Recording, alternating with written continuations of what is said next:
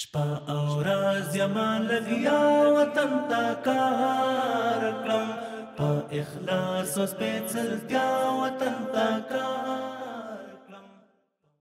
د ټولګټو وزارت لخوا د مزار شریف د رئیسوف د 50.3 کیلومتره سړک د ترمیم او داغګیرۍ چارې د 1.950 میلیونه افغانیو په ارزښت پیل شوې.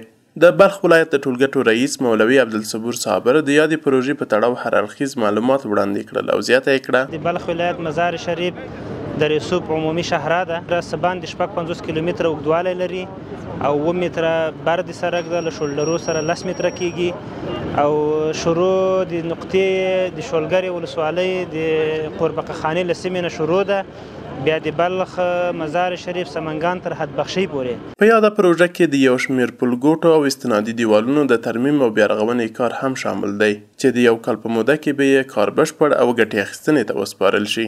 دغه راز د ټولګټو وزارت بیان محترم محمد اشرف حق شناس وایي چې د یادې پروژې په لړ کې د سیمې یو شمېر اوسیدونکو ته د کار زمینه برابره شوې ده. کار ترمیم و داغگیری سرک مزار شریف الی در رئیسوف به طول 56.3 کیلومتر که از ولسوالی شولگره ولایت بلخ آغاز و تا نزدیکای ولایت سمنگان امتداد می‌یابد.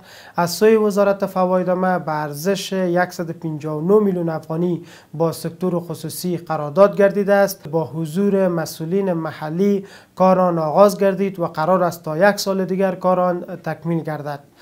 در جریان کار این پروژه برای شمار از باشندگان محل هم فرصت‌های کاری مهیا شده است که با تکمیل شدن این پروژه مشکلات ترانسپورتی هموطنان ما که میان ولایت بلخ و سمنگان رفت آمد دارند حل خواهد شد. دا په داسې حال کې ده چې ټولګټو وزارت د هیواد په ګڼ شمېر نورو ولایتونو کې هم لوی او کوچنۍ پروژې پیل کړې دي.